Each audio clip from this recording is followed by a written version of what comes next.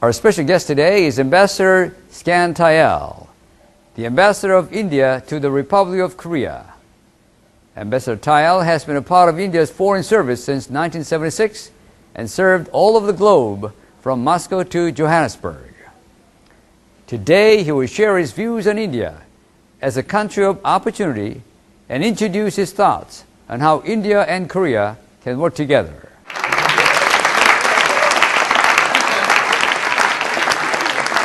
Thank you very much. Thank you very much, Dr. Min, for first of all this invitation to come and meet some of the future leaders of tomorrow, the global leaders, the corporate leaders, and all of you who are here in this class. For you, when you enter your professions, the whole world will be your workplace. Do not think that you will be working only in Korea. I understand there are French students here, there are Chinese students here. This century is the century of Asia. Perhaps last century was more of Europe or Western countries. But you look at any economic indicators, any future projections, any trends if you analyze, this century the growth centers would be in Asia, whether it is China, whether it is Vietnam, whether it is Republic of Korea, whether it is India. And many of you, perhaps most of you, would be working with companies which would be having a global reach, which will be operating in different countries.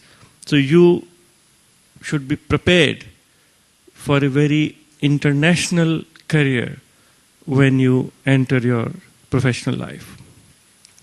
So today I'll try to introduce you to some aspects of India, Indian economy, and also to show you some opportunities which exist for Korean companies, for international companies to operate in India. With the Korean Peninsula, we have a very old relationship, very ancient relationship, and we are very proud of it. Many of you may have heard of King Kumsuro and the Princess of Ayodhya. She came here in the 4th century. And by sea route, and married King Kumsuro of Gimhae. And the Gimhae kings are descendants of that lineage. And this is a great legacy to have between India and the Korean Peninsula. And of course, the roots, Gautam Buddha was born in India, and he preached Buddhism in India, practiced it in India. And from India it went to Central Asia, then China.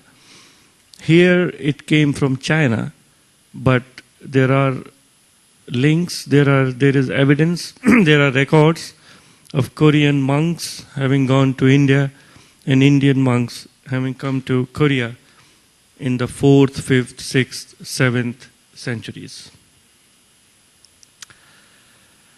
Then let us leap to the modern era, the last century.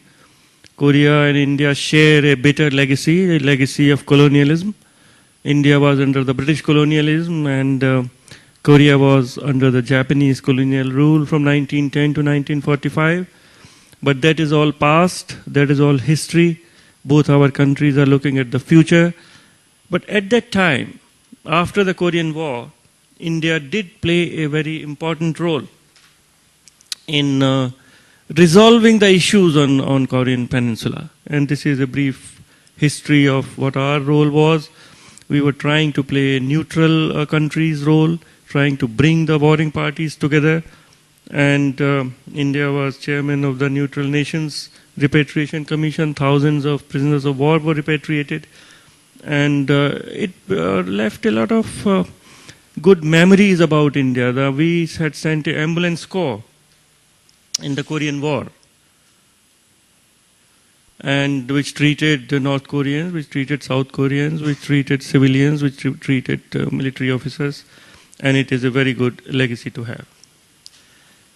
Now jumping straight to the modern era, Till about 1990, India, ROK, we had diplomatic relations, we were friendly, but we were not very close. Because till that time, we felt that ROK, well, till late 1980s, was not really a democracy, as all of you know. And perhaps the relations with the US were too close for comfort for the policymakers of India. But once the Cold War ended, the Berlin Wall fell, and it was an entirely new world. Relations between India and Republic of Korea started warming, and the first breakthrough was the visit of our Prime Minister, the then Prime Minister Narasimha Rao, to Republic of Korea in 1993.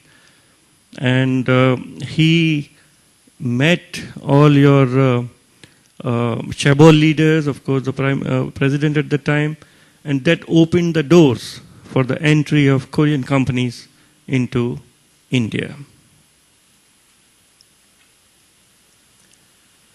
And where do we stand at present? India and Republic of Korea are strategic partners.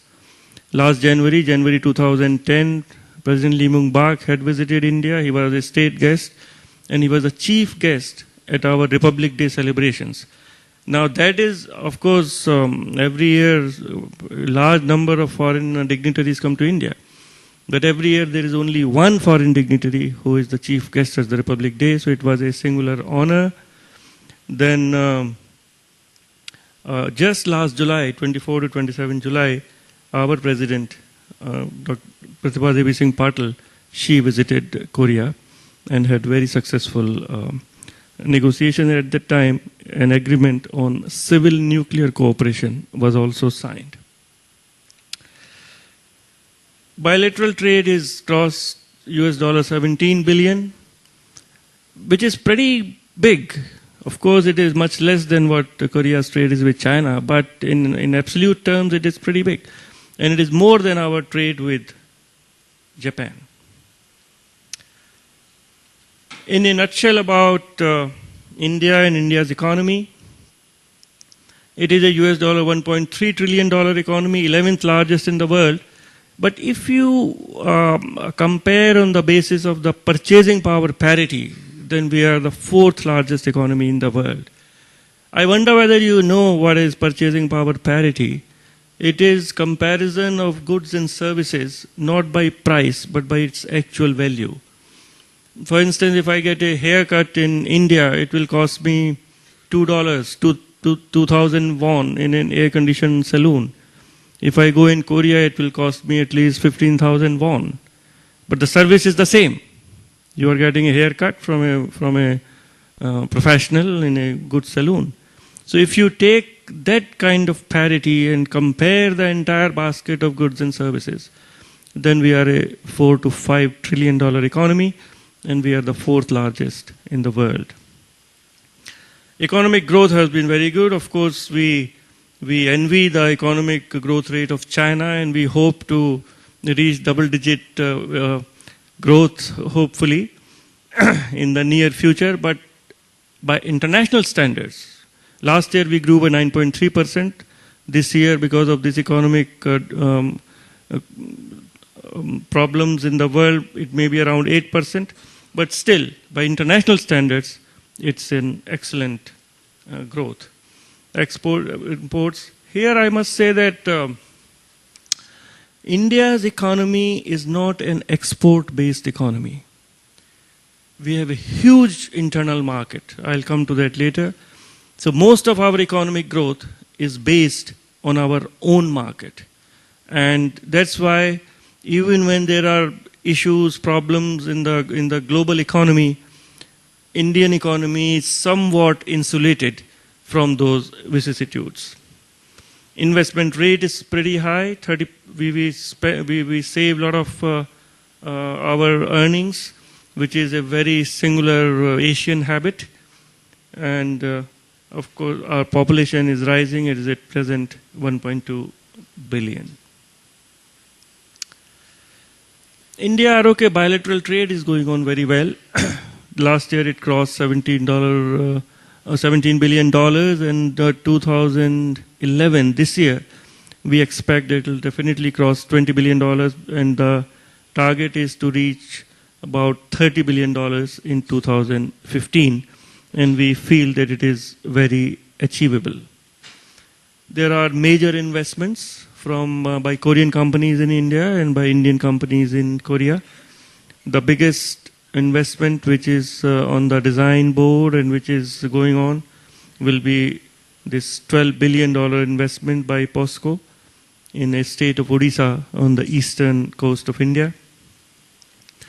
And to facilitate all this trade, and to have some advantages for our companies while trading with each other, we have a comprehensive economic partnership agreement which was signed and which became operational from 1st of January 2010. It gives duty exemptions and duty relaxations for exports of Korean goods to India and for exports of Indian goods to Korea. And it has already seen a 40% jump in our bilateral trade last year. And this year also we are expecting a growth rate of same order.